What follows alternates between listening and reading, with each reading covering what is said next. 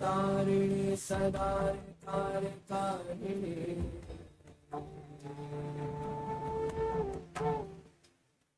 तरंग कांत कांत कल्पेश कांत कांत का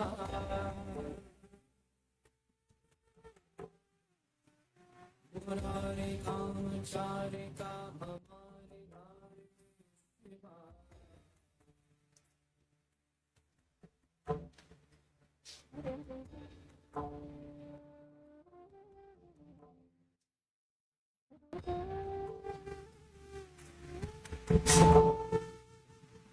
शेष भूष शून्य देश भक्त देश शोभिता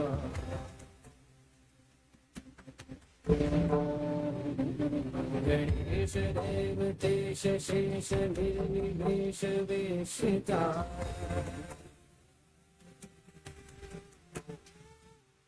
चितस्व शुन्दितानि कुञ्ज कुञ्ज भुञ्ज भुञ्जेता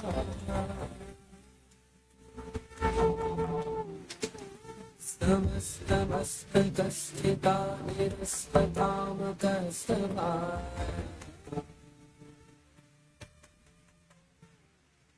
ससंगमं गमं गमं गमन्ति मानवा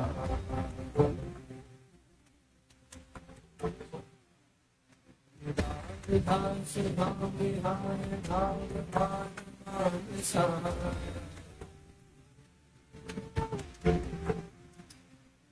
अधीन दीन दीन भानि दीन जीवना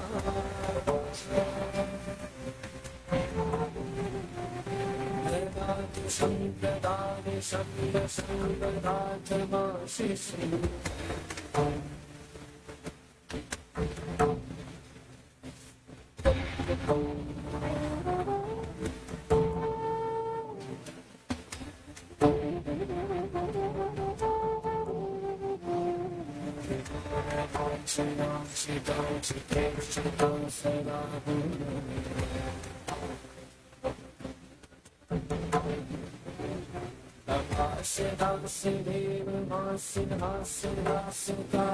देव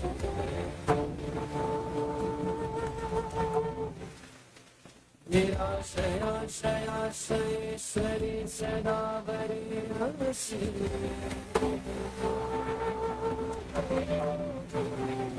करोतु शं शिवानि शंहि शङ्कराभ्यशोभिनी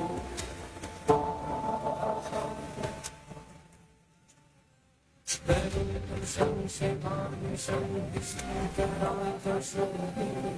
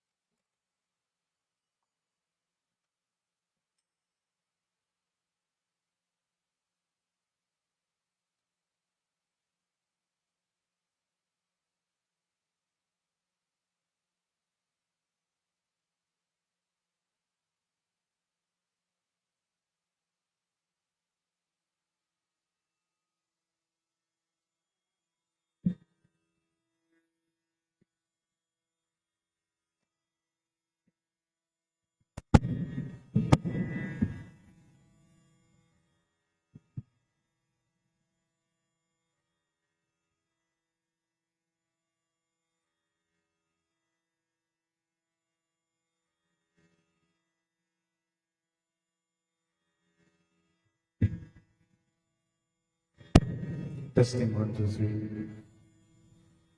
बोलो श्री कृष्ण भगवान की जय. Welcome devotees to this evening's satsang held in memory of Uncle Ken.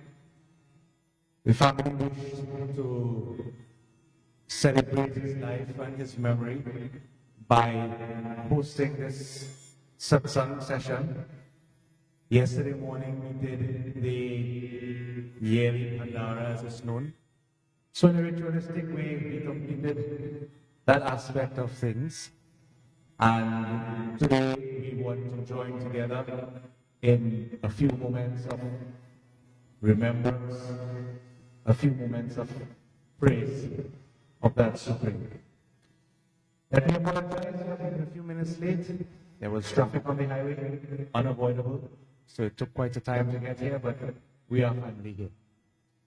Now, the family requested to listen to one or two verses from Bhagavad Gita.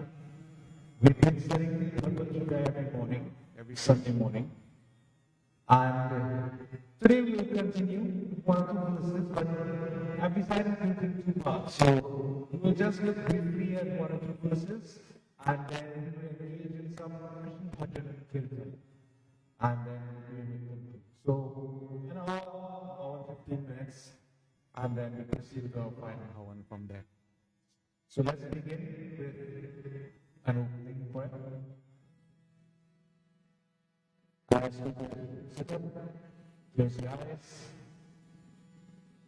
take a few deep breaths, steady your mind, and concentrate on different aspects of the divine.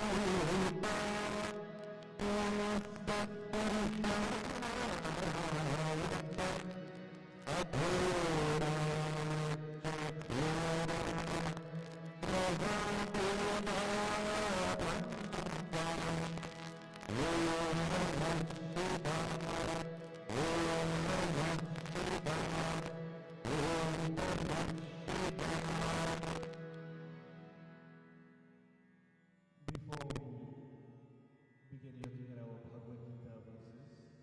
Let's glorify Prabhu Shri Krishna together.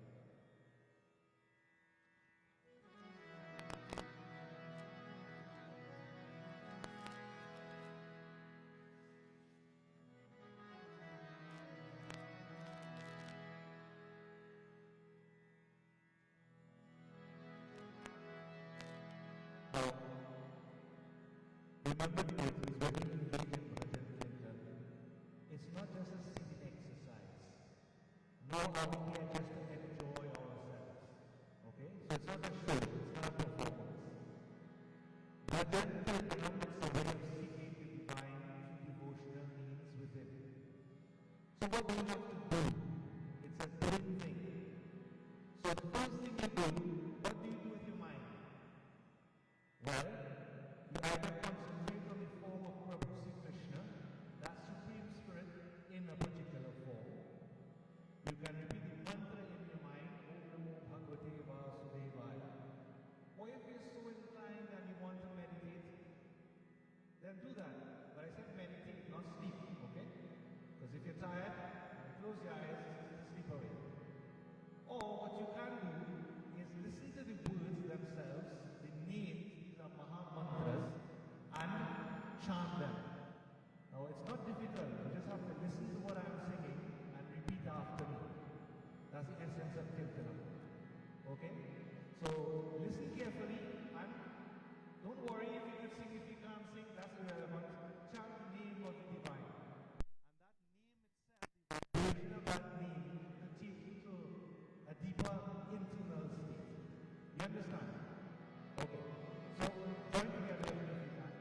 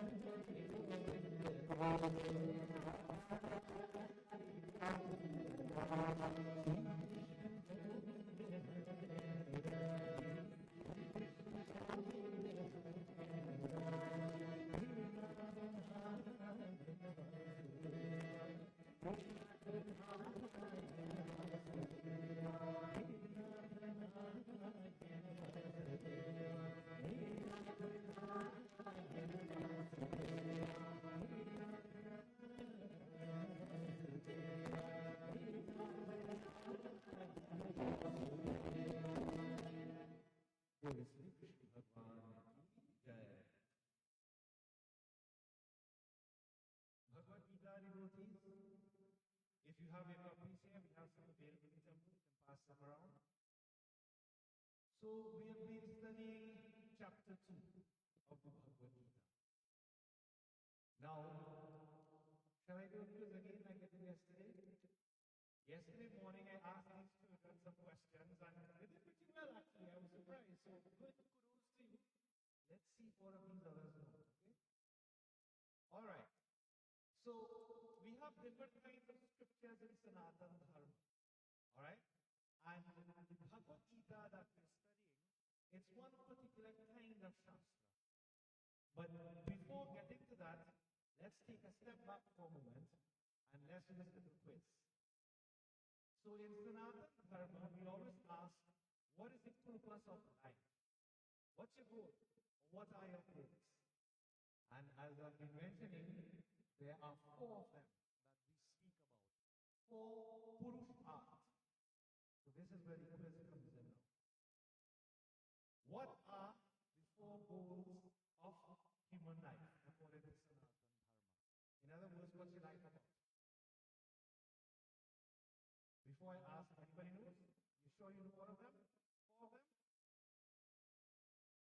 As usual in class, people let their head down and turn around and watch outside. All right. Ready? What's the first one? Dharma. Very good. Dharma. And dharma means righteousness, virtue. In other words, your value system. That is dharma. That's number 1. Okay? Everybody here should know this, right? So if you don't know it, write it down. Ask somebody afterward. It's the first question. First question you should know the answer to. Dharma. In other words, can you tell the difference between good and bad?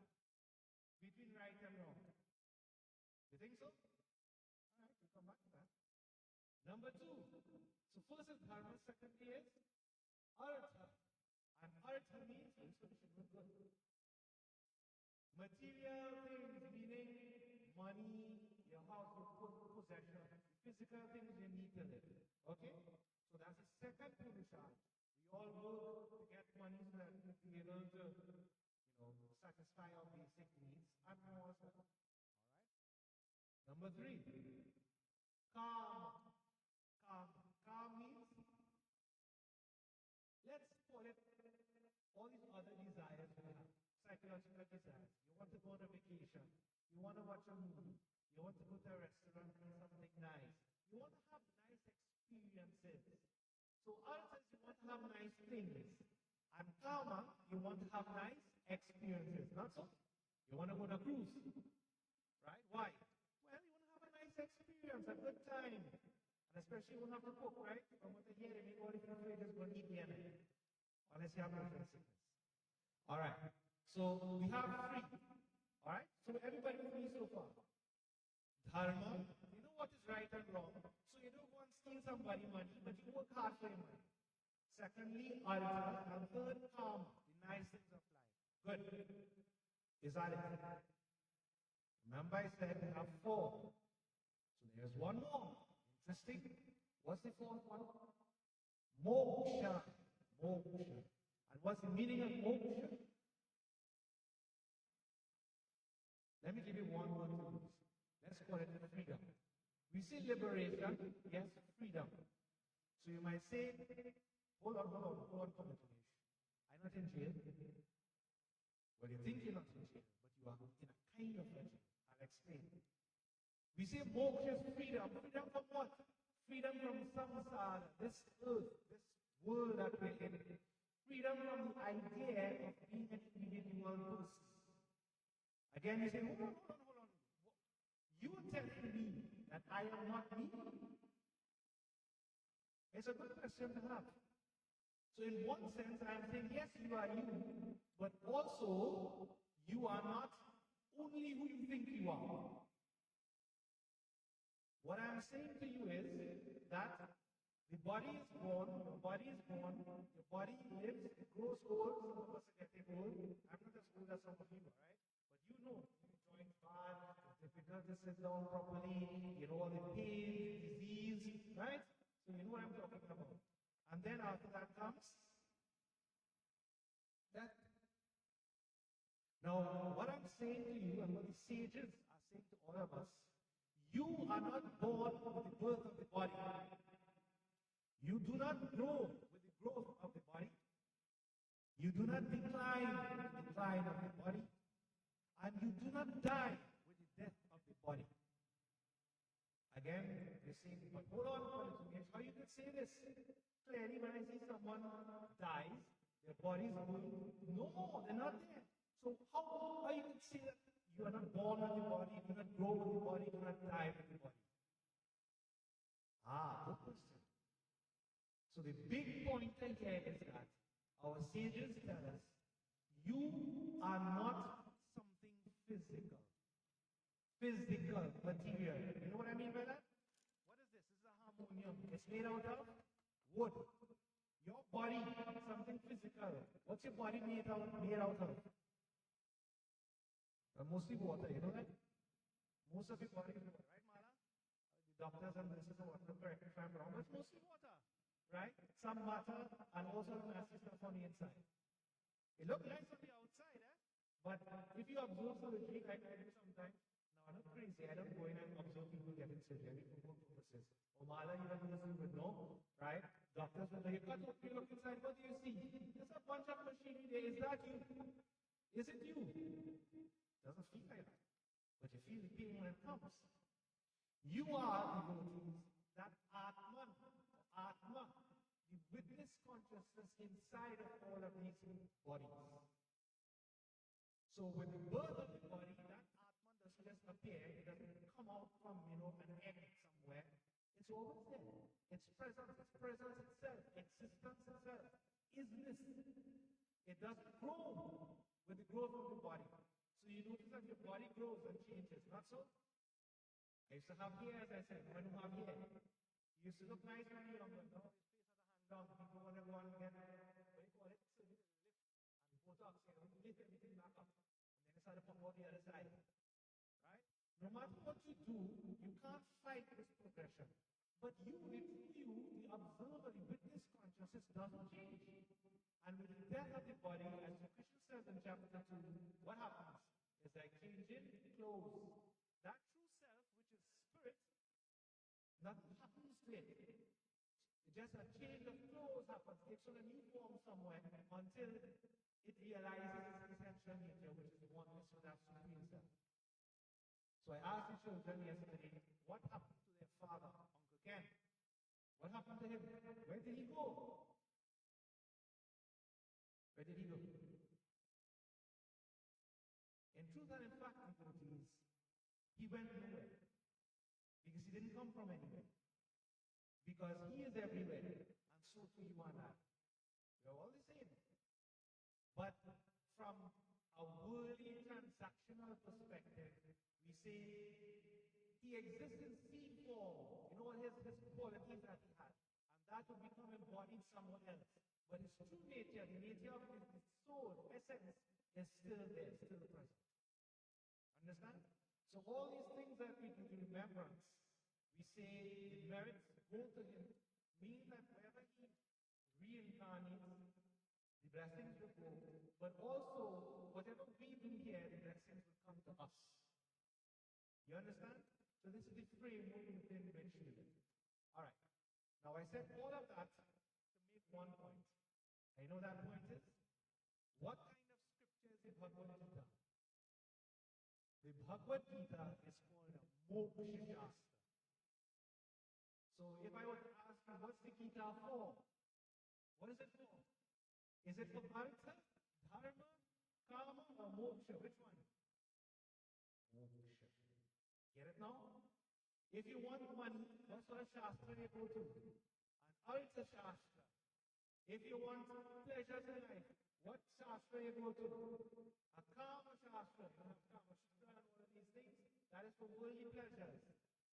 If you want Dharma, you want to know the difference between right and wrong, what sort of Shastra you go to? Dharma Shastra. You could look at the Ramayana, for example, how to behave in the world. Right? The stories in the Mahabharata, the Puranas, they tell you about behavior as well. But if you really want to get to the heart of things and to be free from so-called chains of samsara, then you need a Moksha Shastra. So the children ask, you ask for this, right? You ask for Moksha Shastra as we begin studying. Okay, so is that clear to everybody? Right. Now, the Bhagavad Gita has 18 chapters. We've been studying chapter 2. Remember, this is a dialogue between Prabhu Sri Krishna, that supreme avatar of that divine, and his friend Arjuna. So Sri Krishna is the charioteer and Arjuna is the warrior. Okay? But this conversation is not about war, it's not about fighting, it's about what we do in life and what we can do to free ourselves. This is our inner psychology, the way we're supposed to think about things. Alright? Okay. So the entire chapter 2 lays forth the essential principles of the Bhagavad Gita. Today we're just going to take one little part of it. We've been studying near the end. Last time we ended in chapter 63, I believe. Verse 63. And that spoke, well, this section is speaking about the person who has sthita prajna. That person with, to put it simply, who is enlightened, who has realized his true nature. In other words, what we all aspire to be. So you have to know what the goal is. Okay? I keep asking why you go to the temple. Yes, because you probably get invited. You want to remember Uncle Ken. But at the end of the day, what's your goal? Your goal should be enlightenment, self-enlightenment. Otherwise, you're running after things of the world. And if you want to know what is that state like, what you have to achieve, then you have to know what it is like to be such a person. What are the qualities? And that's what Sri Krishna is talking about here at the end of chapter 2. Okay? So last time we spoke about, in chapters 62 and 63, desire. This thing about desire. How desire brings about anger and greed. Desire is really the root of the problem. You know what desire means? You notice? The word desire, you know what that means? Is it a complex word? What is a desire? What you want. But not only what you want, what you don't want to. That's it. So follow me very carefully. This is your own psychology. This happens to everybody day in and day out. You wake up and you have a desire. You want something. You run after that desire. Say you want money, all right? So you go and you work for it and you get the money. When you get that money, you feel nice. Ooh, I have some money, now I can go buy things I want. So that is desire becoming fulfilled. When your desire becomes fulfilled, what does it lead to? You go and buy one nice pair of shoes, and you find the shoes looking good, the right color fit a nice fit. After you buy that shoe, what's the feeling that comes up inside? You want the next shoe. If I can get another one to match the next dress that I have. Sorry, ladies, right? This is another example. But I want another one. So, fulfillment of desire leads to, I'll give you a hint, it starts with G. Greed. Greed. That's one side of it. Now look at it. You want something badly. So let me use another example. Suppose Chandra, suppose you like a girl in school, boy. A girl in school. Suppose you like a girl in school, right? Which is okay. And after feeling so for a while, you realize you see one day that this girl has a boyfriend. Oh my God. So you start to feel a how inside. How does that make you feel? You ever feel this way before? You don't? I've been up. What about you? Young boys? But how you feel? Someone you really like, and then you see this person has, another boyfriend. How you feel? Despondent, right? And why does that happen? Because you realize that person is taking. I can't get that person anymore. So on the other side, you don't get what you want. What does that lead to? A hint, it will start with A. Anger. Now whether anger doesn't mean only, anger means a sort of disappointment, a rage. If you don't get what you want, you feel upset. I'm calling all of those things anger. Not so? Now you think about this and tell me for your whole life so far. Isn't it the case that everything you do revolves around getting what you want and not getting what you want?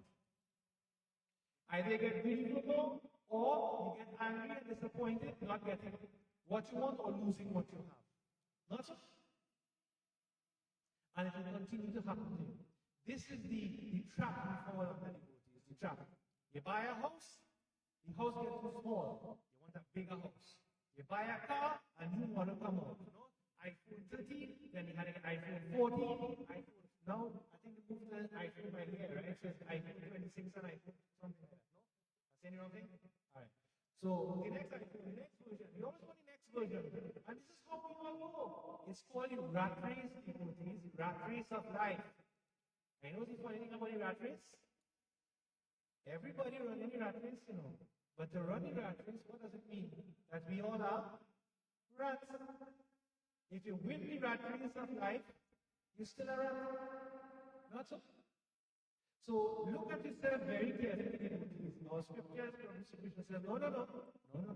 It's okay. Yes, get what the things you need. But when you start to get into wants, it never ends. So we all know this example, like pouring ghee in fire. You put a little bit of ghee, what happens to the flame? It blazes up.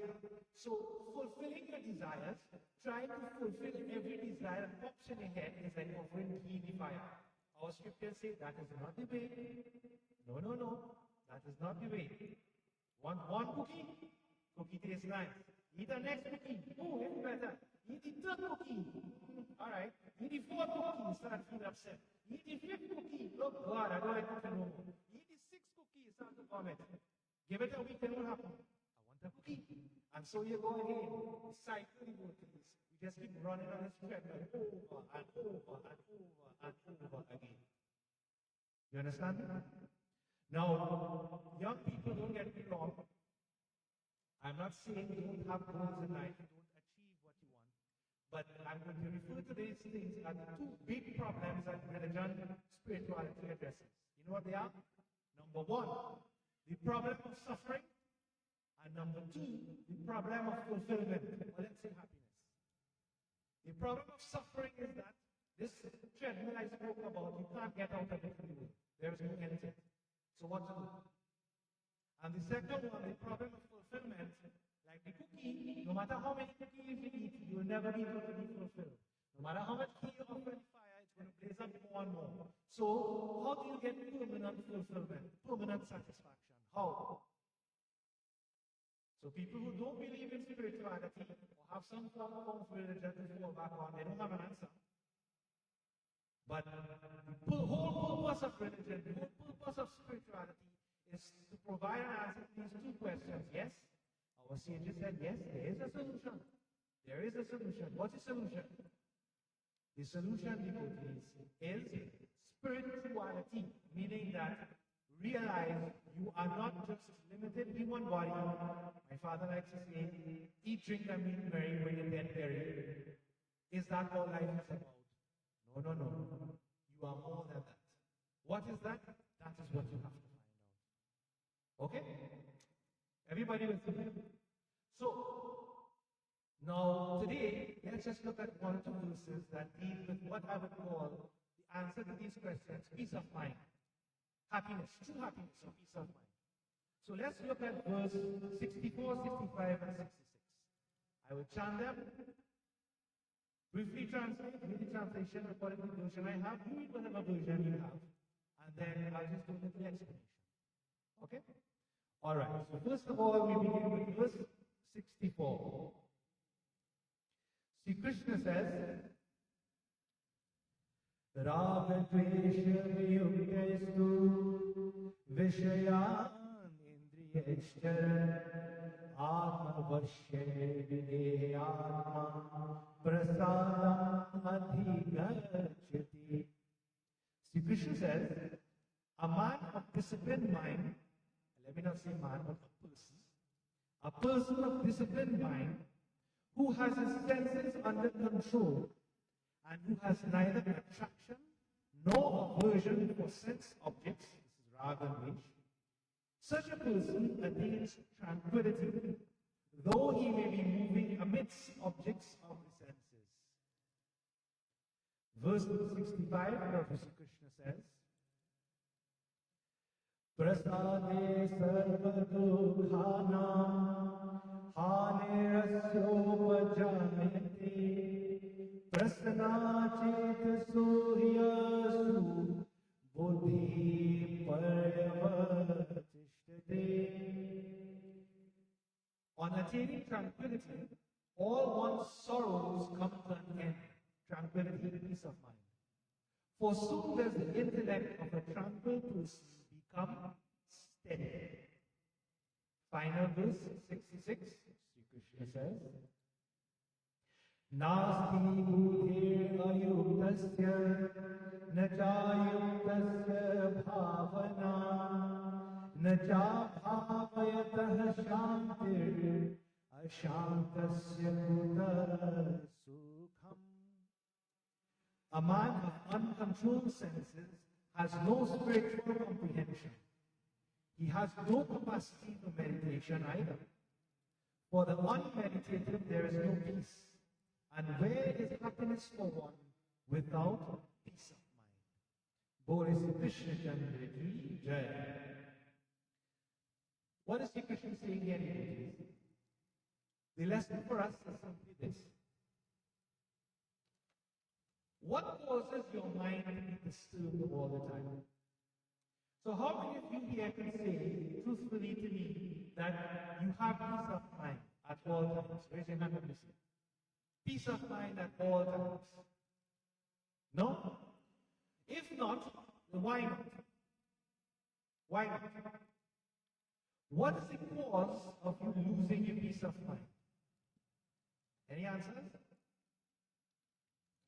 Sri Krishna says it is really your senses. What are your senses? Your sense of sight, things you see. The sense of hearing, things you hear. You like to hear nice things about you or bad things. What you smell, what you taste, what you touch. These are your senses. And you know, we all think when we smell something nice or see something nice, we have this immediate thought in our mind. Oh, you know what? That is nice. I would really like to have that. It's so nice. Why is it nice? Well, you know, because it's nice. Why do you want that? Because it's nice. Have you ever asked yourself, devotees, why you like the things you like? Now, I know right now some ladies waiting to talk about a husband. I can tell you why I like it and why I don't like it too. But why do you like the things you like and don't like the things you don't like? Deep down inside of you, deep in your mind, in your subconscious, you have what's called samskaras. And let me use a simple word for all of this, right? It's a tendency. You notice some people, some children, from the time they're born, they like classical music, whether Hindustani music or other things. And other children, from the time they're born, they start to wind up.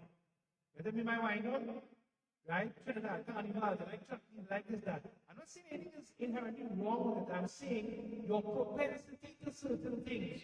Why does that happen?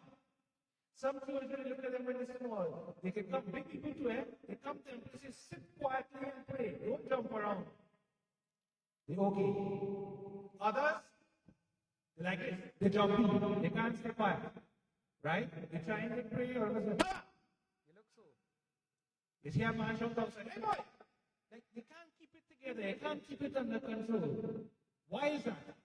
It's your nature, your propensities is causing that. Not so? Right. Now, the question is, you might say, but look, I realize, look, let me use an example. I have a real bad habit. I like to drink. And you know, if I take 1 or 2 drinks, I can still behave myself. But what do you think the problem with drinking is? You think it's the drink itself?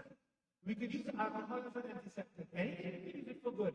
But if you drink too much and you get drunk, and your family life falls apart, you start to beat your wife, what is the end result here? Isn't it destruction? Isn't it sin? Right. So what's the point? If you have a propensity to this, it means you have a certain desire to think that thing is going to bring me happiness. More and more and more. So let me drink more. Same thing with drugs, right? Same with everything. Every obsession that we have, you sort of think that that thing is going to bring me happiness. And what's the initial cause of that? What's the initial cause? Senses. The taste, the sight. See the bottle, I can't help myself. right? I taste something or smell some food, it pulls you away, devotees. It pulls you. So I hope I've made the point. It's these inner tendencies that you have that pull you in different directions. Krishna is saying, no, no, no. What you have to do, these things need to be controlled. But you know what I said? If before being controlled, you know what you have to do? You have to be aware of what's happening. So the next time something jump in your head and say, hey, do this, or throw it there, or call that fella, or go and grab that, put a little pause. So you can try this exercise with me. You know how to pause? You pass it in the kitchen and you see somebody with a nice doubles on the counter. Doubles smelling good. It's not your doubles, you don't know who one it is. You don't know if it's for you.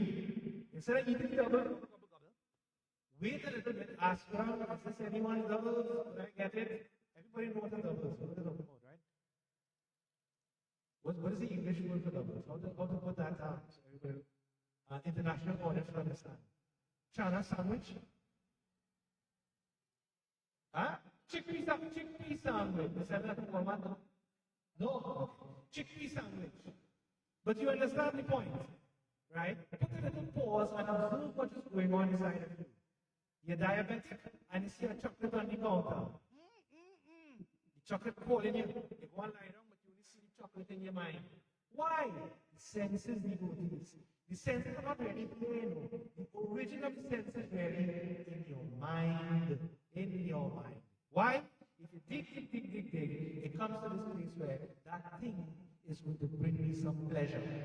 But it doesn't bring me permanent pleasure. Just for a little time. And that thing is going to hurt me. Send your blood pressure up, you have to go, you lose your vision, and so you go. You understand? So these senses, devotees, degrade us when we don't control them. Don't get me wrong. I'm not saying don't enjoy things. Have your cake, have your ice cream, whatever, but moderation. Know when to stop. Many people can't stop. And when they can't stop, that's when they get into addiction and all of these other problems. You can't stop yourself. You just pull down. Okay? Alright. So Sri Krishna is saying that a person of disciplined mind who has these senses under control and who has neither attraction nor aversion to sense of things. So what is this attraction and aversion? Attraction is, I like curry aloo, but I don't like egg and aloo. You understand me? I like one thing, but I don't like something else. And I'm using that example because that is me. I really like curry aloo, and I don't like egg and aloo. I'm not a vegan person. But I'm showing you that how we have all these preferences in life, don't we? Right. I like this person, I like this boy, but I don't like that boy. So I'm going to point it to you, I'm going to be here, pointing outside, so, right? I like you, but I don't like you. I like a Toyota Corolla, but I don't like a, you might call that brand, eh? You record anything? I don't like a Kia or something, right? I don't have any against Kia, just use that as an example. You understand? We like one thing, we don't like one thing. We don't like this, we don't like that. This is known as attraction and aversion. Sri Krishna is saying we need to move beyond this. We need to move beyond this. Because when you exert all of these preferences, devotees, what happens if we become unhappy? Now, so think very carefully about what I'm saying. When you get something you like, you're happy. When you get something you don't like, you're unhappy. In a long time, I used to get vexed. I used to go young. Like we have 3 days celebration, we have Bhagavad Gita. So you know, like the very menu. So they don't make paratha, chana, and aloo curry and rice every time, right? Sometimes they will make salad roti and tomatoes, or you know, different kinds of things, dal and rice, right? But what you should get the most vexed, instead of chana and aloo, you should replace the aloo and put arrows in it. Is arrows? Yeah, arrows in it. And so it's looking like aloo from the outside. And when I bite into it, I like the chana and aloo, remember telling that? And the big aloo too. When I break the aloo and I put it in my mouth, I put it up my face and I spit it out, you know. I don't like arrows at all. And so what happened? That disappointment, that spoiled the whole yard for me. Why they put arrows inside of the chana? You understand what I'm saying? And you laugh at this, but isn't it the way with us? You go to a restaurant, you waiter maybe made a mistake, you eventually go this. You want to quarrel and fight. This disturbance, where does it reside? Where does it reside? Does it reside on the outside or does it reside in you? In you. So you see, all I'm talking about is what's inside of you, not so? So you understand clearly what I'm saying? This leads you to becoming peaceful. Why? Because you realize the whole against you is always you against you. You understand what I'm saying? All right. Now, these are beautiful verses in the devotees, especially when you start analyzing psychology. So let me not make it long-winded, right? Let me just address one part of this and I'll wrap up this one. Shri Krishna said, once you have this, once you control this attraction and aversion, you begin to develop a steady mind. So I call this the roly-poly attitude. You know what a roly-poly is? The roly-poly has a heavy base and it goes up with air. So there's a child come and buck it down, and roly-poly will just come back up. Then you come and buck it down again. So it's self-righting, it comes back like that. My question to you is your mind like a roly-poly, or is the world still pulling you all sides? If somebody were to come outside and hit your car while it's inside of here, when you go outside and see it, what your reaction will be? No, I'm not saying that you wouldn't initially get upset. But what's the next step? Some people pull cutlass and get vexed and cuss and all kind of thing right outside the temple. What does that say about you? You are not a person of self-control. But if you look at it and say, all right, things happen, let's deal with it now and work it through, then that's a good way. Initially, you knock it down. Oh God, we can't hit expense. Slowly your mind comes back up. All right, things happen, nothing is permanent in the world. Let's do what we have to do and move forward from there. You understand? So I'm trying to simplify all of this. Is your mind like a roly-poly, or is like somebody's boxers when they get one good lash in a knockout? It knocks you over completely. Is that you? What are you like? That is what the Krishna is saying. Now, when you are like this, if you could live like this, then what happens? What happens? You realize, devotees, that you begin to develop peace of mind. Peace of mind. And I'll tell you one last thing. One last thing, right? I know it's talking to you. You take a professor and combine with a pundit and it's trouble. All right. Now, there are 5 levels of peace of mind. I'm going to outline them for you, and I want you to ask yourself which level you're at. Whether you're old, young, whatever, listen to me very carefully. All right? And don't be distracted. I want you to listen. As I call out each one, I want you to ask yourself, is this me? Or do I have to work to move to this level? I'm going to start at the lowest level. So imagine 5 levels, a scale. Level 1, 2, 3, 4, 5. Level 1 of peace of mind is dharma. It means that I do what I'm supposed to do and don't do what I'm not supposed to do. So we say dharma. What are dharmic principles? Satyam, speaking the truth. In other words, not telling a lie. Okay? Any examples that you can give me? What do you practice? What values do you have? What's a big one in Hinduism? I mentioned it yesterday. If you get angry, you want to cuff down somebody, why not? Because we practice what? I'll give you a hint. Ahimsa. Himsa means knocking down. Ahimsa means don't knock down nobody. Non-aggression. Why? Why should knock you down? Chandresh, why should knock you down? Because you see, at the deepest level, you and I are the same. That divine is in you as in me. That's the reason why. Otherwise, I don't get this about you. You understand? Give me a reason why. Every person is the same divine. That is why I don't knock you down. If I knock you down, who do I hurt? Myself, karma comes back to me. And so each one we can take. You understand? All right.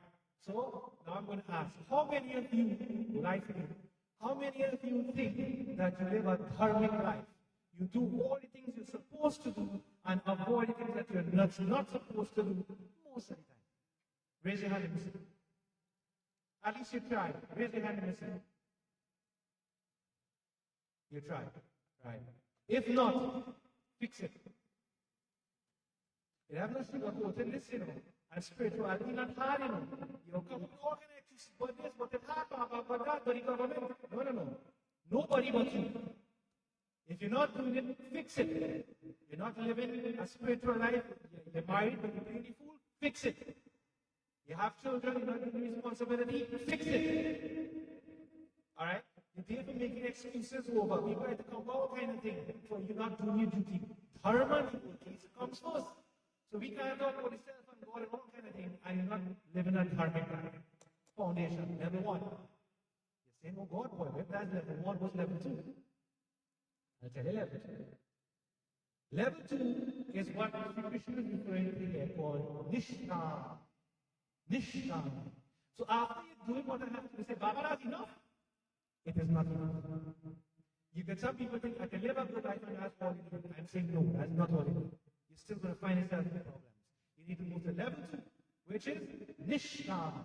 Nishtha means no desire for things of the world. Desire for God, great, that doesn't count.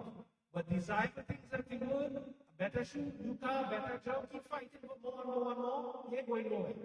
So level 2 peace of mind is when desires for the worldly things, they drop off and you start to turn inward spiritually. That's the second level of peace of mind. How many of you are at level 2? Raise your hand. Try it. Try it at level 2. So the max of time, but try it at level 2. I won't lie to you. Right? Most householders, I'm not a sadhu, you know, or Swami somewhere. I'm a householder just like you. And householders, our job is to hold up society. So don't think we beyond an elder to become a sadhu. I'm not saying that to you. I'm saying just right here in your lives as you live, you can be the high spiritualist, but you just have to know what to do. Okay? So you can have peace of mind, but it's what in here. So level 2 spirituality, Nishka. Now that has to do with the external world. Now, third level of peace of mind is within. Level 3 peace of mind is when you only have thoughts about God, nothing else. I use God very carefully. Spirituality, right? Supreme self, focus in God. That is level 3 spirituality, level 3 peace of mind. How many of you are level 3? Anybody here? John B, yes. Good. I won't doubt that. Level 4 peace of mind. Level 4 is what we call samadhi.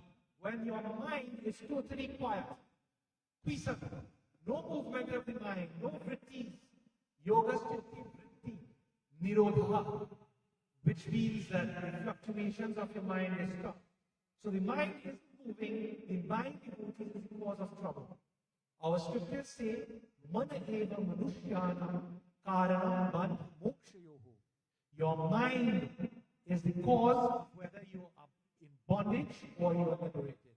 It all has to do with the thoughts that you have in your mind. No thoughts, no problem. A bunch of thoughts coming in here and there, big problem. So that is level 4. So you say, that won't sound difficult. What is level 5? Level 5 is what we refer as Advait Vedanta, which means that, yes, you can say your mind is quiet, but God is in here when I am quiet like this. But when you open your eyes, you still see world, and people everywhere. Level 5 says, no. Whether your eyes are closed or your eyes are open, through and through, you see that supreme everywhere. See that light of consciousness everywhere, both within and without. Advaita means not two, one, everywhere, highest level. I wouldn't ask if anybody is there. Is that clear? So, level 1, level 2, level 3, level 4, level 5. Whether you want it or not, whether you like it or not, you have to start moving up the levels. If you want true peace of mind, you want to solve the problem of happiness. Otherwise, suffering and lack of fulfillment. Lack of fulfillment. So devotees, whatever age you are, whatever stage of life you're in, I want you to remember this. And especially for the younger ones, let me put it like this. Let me make this dead simple for you. I will tell you a little story, right? A small story just to make this crystal clear. What we all should aim for is what I would call contentment to a certain degree. That's all? So once there was a crow, a black bird, a crow. So this crow was sitting on a tree. Imagine a crow sitting on a tree here. Looking across a big lake, the crow saw floating nice and stately was a swan. What color is a swan? White. So some of us are into black. We want to be white and we want to be fair. So this crow thought, you know what? I am so dark and ugly. I wish I was like that swan, so nice and white and so stately, right? So let me go to that swan and ask that swan how I can be white like a swan. So the crow flew over to the swan when it came to the bank and said, "Oh swan, you're so beautiful and white. How can I be like you?" The swan said, "Oh crow, thank you very much for the compliment. I really appreciate it. But in my mind, yes, I know I have this nice white color, but I always think it would be really, really nice if I could be like a parrot. Because a parrot has these nice three colors, like carnival, in Trinidad, you have a nice red headpiece and blue and green, so multiple colors, two or three colors of the parrot. The crow thought, so the parrot is better than his one. Let me go talk to the parrot. So the crow went to the parrot and said, "Oh parrot," he had a friend who was a parrot, "you have so many nice colors. I wish to be like you. How I could get so many colors on myself like you?" The parrot said, "Oh, thank you very much. I'm really happy that you like my colors. But three colors are nice, but having many colors would be even better. So I know of a peacock, and this peacock has so many beautiful colors on it. That's it. What does Sri Krishna have in his little crown? Peacock feather, right?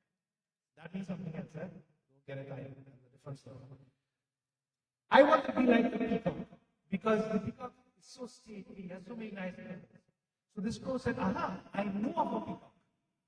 This peacock is in the zoo. Let me go check this peacock out." The crow flew across to where this peacock was. The peacock was in an enclosure inside the zoo, right? Some of us can see the peacock over there. Yeah, peacock was following him.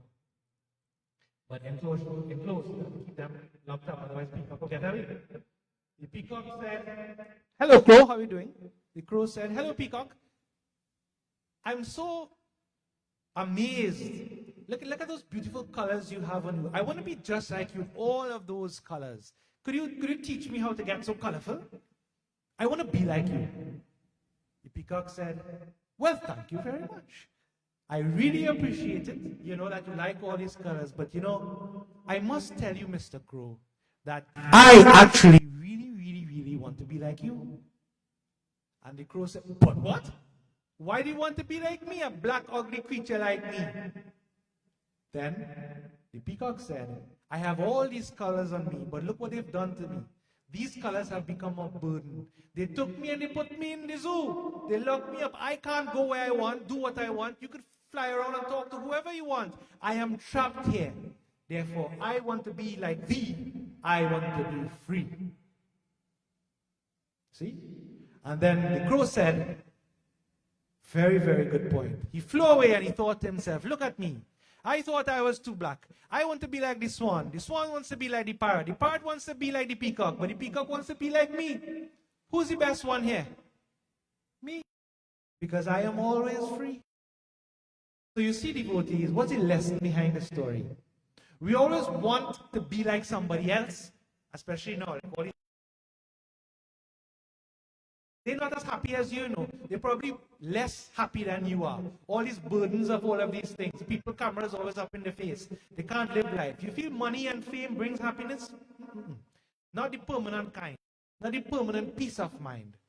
What you really need to look for is what we call contentment. You want me to define contentment for you? The day you start wanting what you have and not wanting what you don't have, you become content. I'll say that again. Start wanting what you have and not wanting what you don't have, and then you'll become content. I'm not saying don't pursue your goals, but you see this inner attitude of running after things, that leads to loss of peace of mind. If you do what you have to do, as we have right there, you have the right to choose your action, but not its result. Don't worry about what comes and what doesn't come. Do what you have to do. Take what you have to get as prasad. The word prasad is used here. I didn't even explain that. But prasad, what we eat, it means a sinking down. It means a self-settledness. Prasad means peace. So I'm Umesh Prasad is supposed to be peaceful. Right? Vindheshwari Prasad is prasad. That is what the true meaning of prasad. So let me put it like this. You see, when you come around to share prasad after, and the people tell you, you know what? You're not supposed to refuse prasad. You get a piece of banana or you get a nice piece of apple. Whether you like it or you don't like it, you have to take it. Why?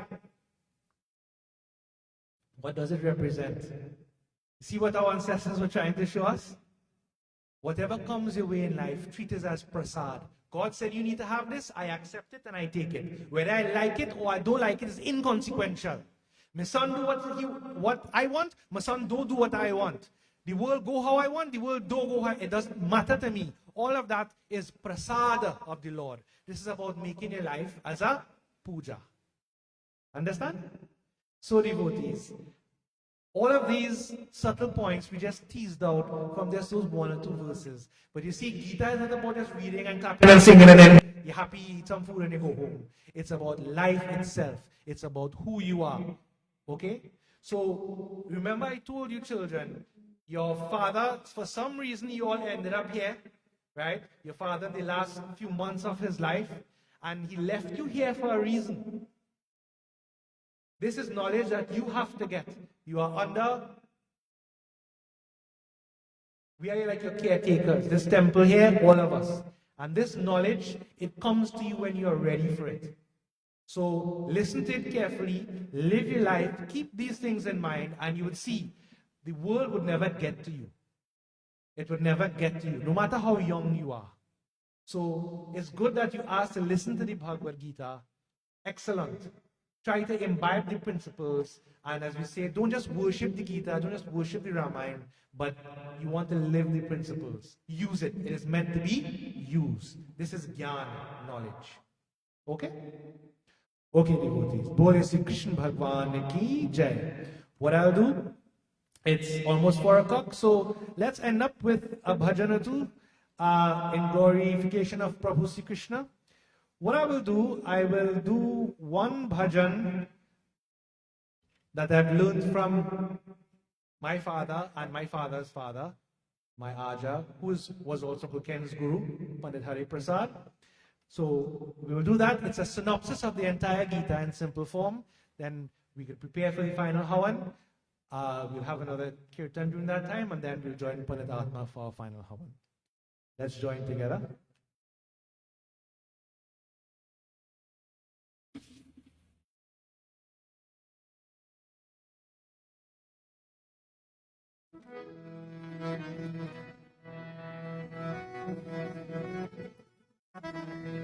Sri Krishna is saying to Arjuna in this bhajan, essence of the Bhagavad Gita. The lesson is, Sri Krishna kahe nirdhara, sun Arjuna vachan hamara. Sri Krishna kahe nirdhara, sun Arjuna vachan hamara.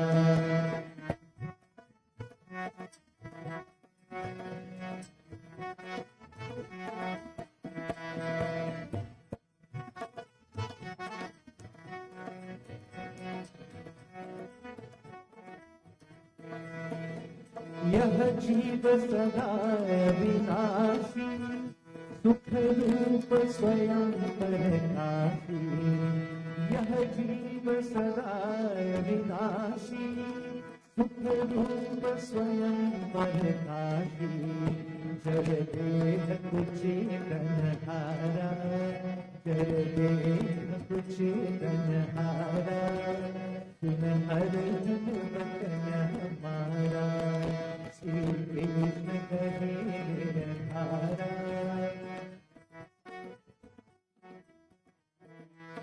Sri Krishna says, this soul is forever indestructible.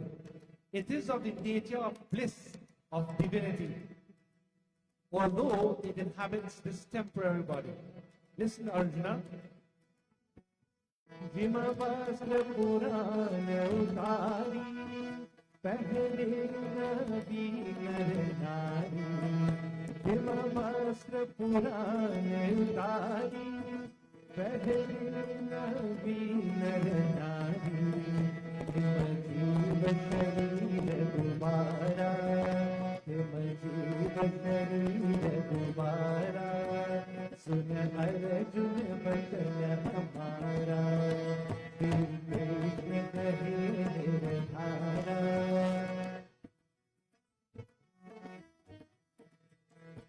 Just as old clothes are cast off and new ones are put on, so too the soul gives up the body and inhabits another from time to time. The Krishna continues.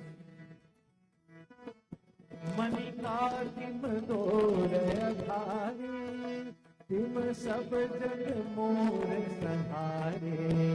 Manika kim dore aghare, tim sab jan mor sanhare. Mama अंश जीव है सारा, मम अंश जीव है सारा, सुन अर्जुन बचन हमारा, श्री कृष्ण कहे निर्धारा।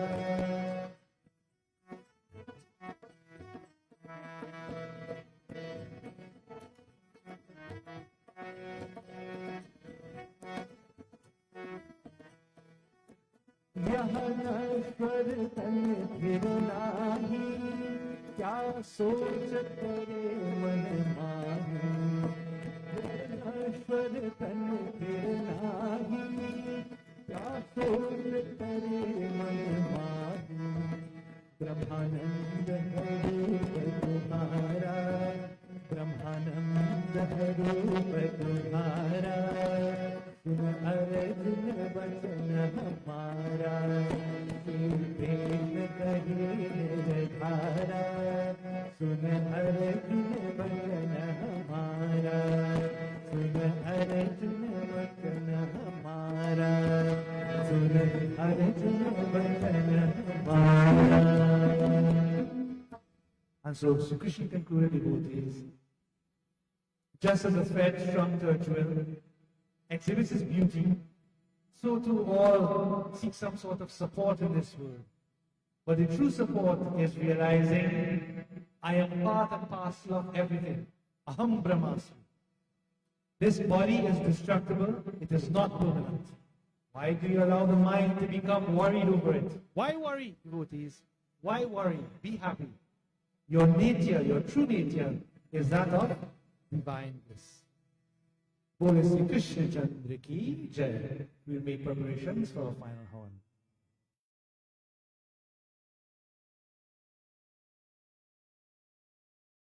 Krishna Kirtana.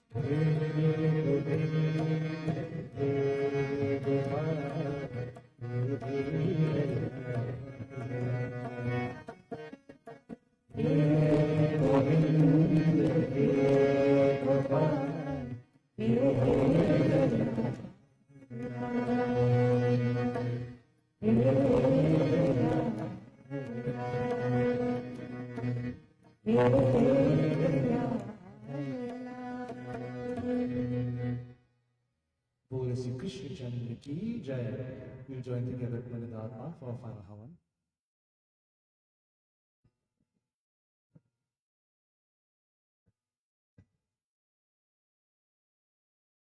Om Shri Manmaganade Pate Namah Swaha. Om Shri Gaudi Mata Swaha. Om Shri Prithvi Mata Swaha. Om Shri Panchopal Devaya Swaha. Om Hrim Shri Chanikaya Namah Swaha. Om Krim Kalyaya Namah Swaha. Om Shri Sadeshwari Mahalakshmi Mata Bhyo Namah Swaha. Om Shri Hrim Saraswati Swaha. Om Shri Durga Mata Bhyo Namah Swaha. Om Shri Swaha Mata Bhyo Namah Swaha. Om Shri Sitaram Chandra Namah Swaha. Om Namah Shivaya Swaha. Om Namo Bhagavate Narayana Swaha. Om Namo Bhagavate Vasudevaya Swaha. Om Shri Radha Krishnaya Namah Swaha. Om Shri Manjaya Namah Swaha. Om Shri Devaya Swaha. Om Shri Chandra Devaya Swaha. Om Shri Mangal Devaya Swaha. Om Shri Buddha Devaya Swaha. Om Shri Brihaspati Devaya Swaha. Om Shri Shukra Devaya Swaha. Om Shri Shani Devaya Swaha. Om Shri Rahve Devaya Namah Swaha. Om Shri Ketave Namah Swaha. Om Shri Agim Devaya Swaha. Om Shri Ishtadevaya Swaha. Om Shri Kuldevaya Swaha. Om Shri Astandevaya Swaha. Om Shri Vastudevaya Swaha. Om Shri Sarvadevata Sarvadevi Vyo Namo Namah Swaha. Om Shri Anand Surupaya Brahmane Namah Swaha. Om Shri Gurave Vyo Namah Swaha. Please all stand.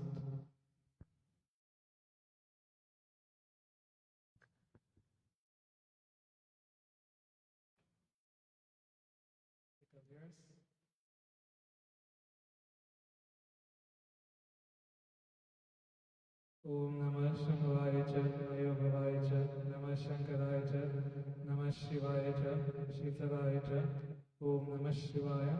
Om Purnamidam Purnat Purnamudachyate Purnasya Purnamadaya Purnameva Vashishyate. Om Sarvam Varpurnavam Swaha. Bol Shri Krishna Bhagwan ki Jai.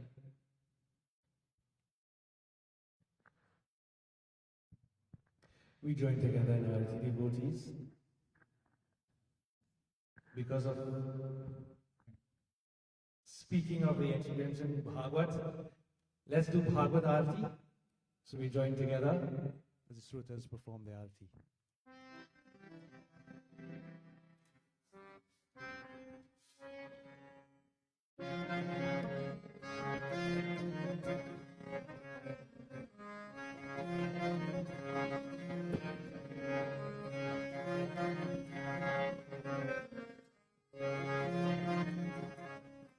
जय भाग्यवत भगवान की है आरती पाप भागवत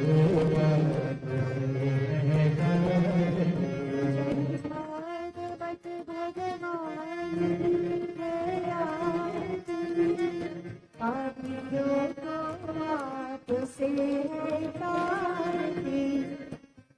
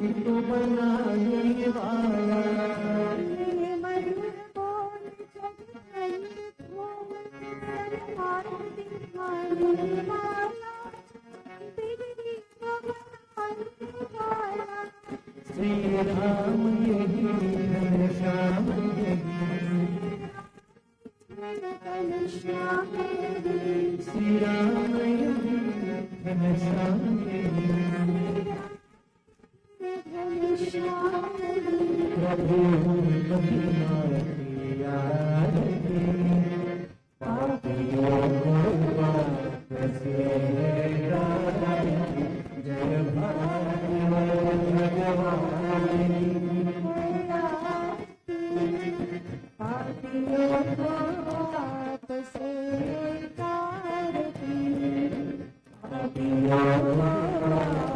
से तारती पापियों को बात से तारती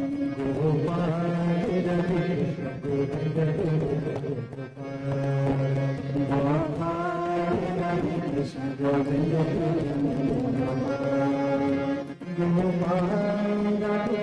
गोविंद गोविंद गोपाल जय हरे हरे कृष्ण जय श्री राधे कृष्ण हरे हरे राधे कृष्ण गोविंद गोविंद श्री राधे कृष्ण गोविंद गोविंद गोपाल हरे कृष्ण गोविंद गोविंद गोपाल हरे कृष्ण गोविंद गोविंद गोपाल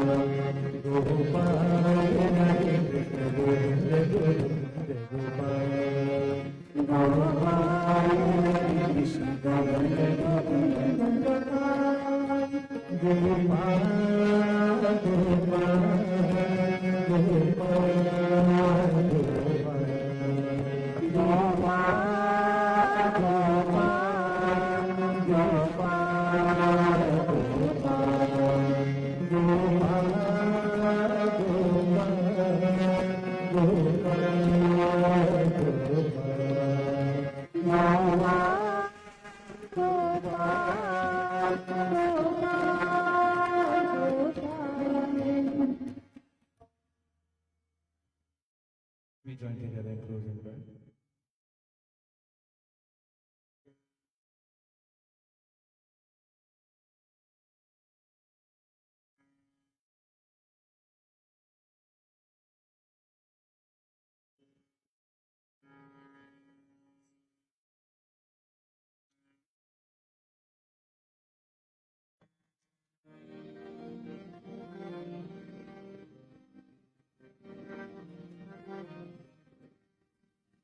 शिव हरि शिव राम समेत त्रिविधता निवारण अज जनेश्वर आगव पाहि मान शिव हरि विजय गुरु मे वरम शिव हरि विजय गुरु मे वरम प्रतिदिनं कुशलं जय मङ्गलं प्रतिदिनं कुशलं जय मङ्गलम् ॐ मङ्गलं भगवान् विष्णु मङ्गलं गरुडध्वज मङ्गलं पुण्डरीकाक्ष मङ्गलाय तनो हरि मङ्गलं भगवान् विष्णु मङ्गलं गरुडध्वज मङ्गलं गरुडध्वज मङ्गलं गरुडध्वज ॐ मन्त्रहीनं क्रियाहीनं भक्तिहीनं यत् पूजितं मया देवा परिपूर्णं तदस्तु मे ॐ असतो मा सद्गमय ॐ तमसो मा ज्योतिर्गमय ॐ मृत्योर्मा अमृतं गमय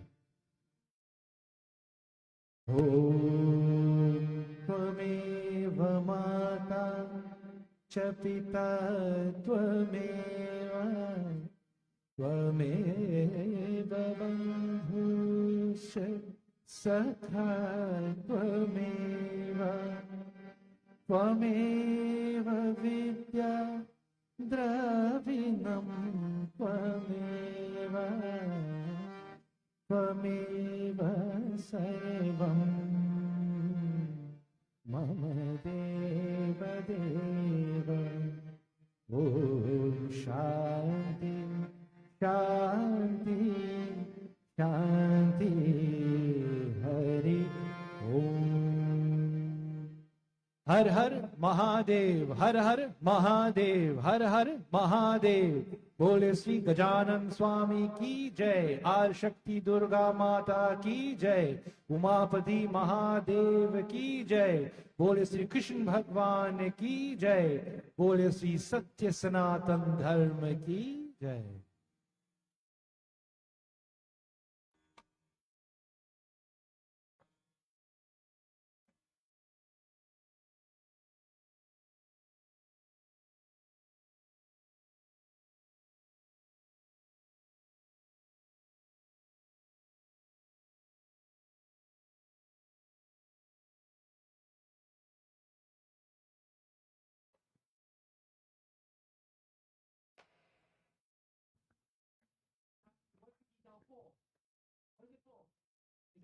At this point, devotees, sit down in the meantime.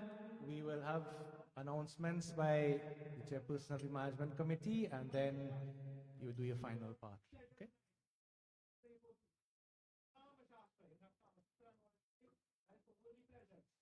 Anybody from the family want to say anything?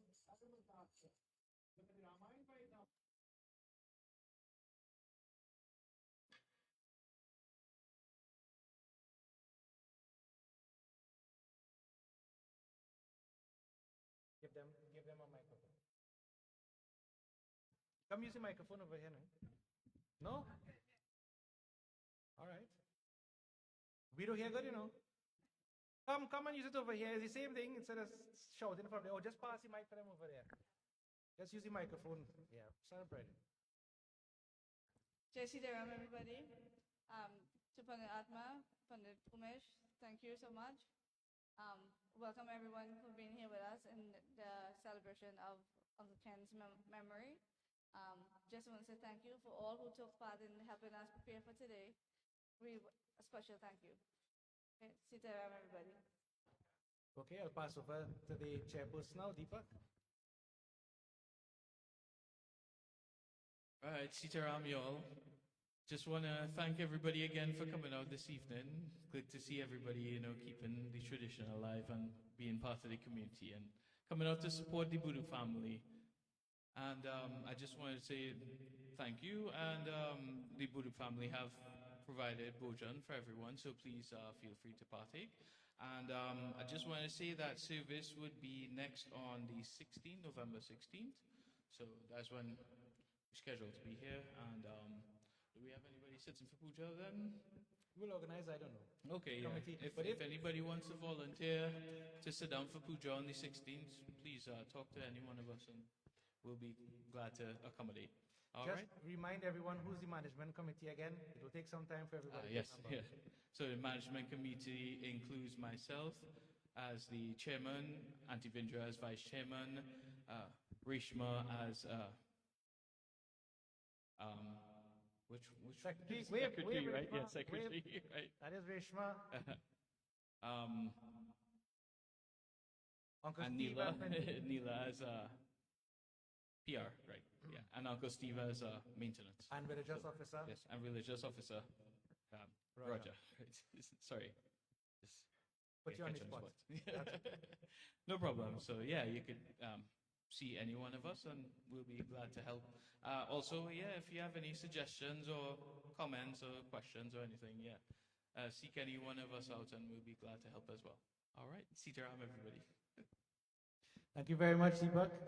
On that note, devotees, first of all, you're invited to assist, so we want to ensure that the temple is well maintained, well cleaned, and after our services, after any pujas and whatnot, we have to do a thorough cleanup of the altar area, vacuum the carpet, all of those things. So we're looking for volunteers to remain back. Everybody doesn't have to do it every time, but we want to have a schedule in place, a rotation. And Deepak, back in Gyan, Deepak, I'm saying Deepak a lot, we used to have a cleanup day for the year, just to do what I call the overhaul, right? Take care of the carpet, clean everything, any painting to do, and we could all come out. We could possibly do it on a Saturday, so the committee could organize, and whenever it's necessary, we could arrange to get that done as well. All right, so we'll have the temple nice, spick and span. I believe also that this will be the last Sunday for the year that you'll be here, Pandit Atma. Yes. So we want to wish Pandit Atma and Marisandi, the kids, all the best till we see you again. It's difficult for Pandit Atma, not that he's abandoning us, but due to work commitments on weekends a lot, he cannot make it sometimes. So we will adjust the suit, and hopefully next year things will, fall into place a lot better. But definitely for all of the major celebrations, I believe he would be here. So what I want to tell you, Merry Christmas. Enjoy the vacation time, and we look forward to when we see you and the family again. All right, I believe that's all the announcements we have. Remember, Bhojan has been prepared for all, so please stand, you turn around, and you know what to say. Chandresh, give them the 3-4, and I like for the Diwali program.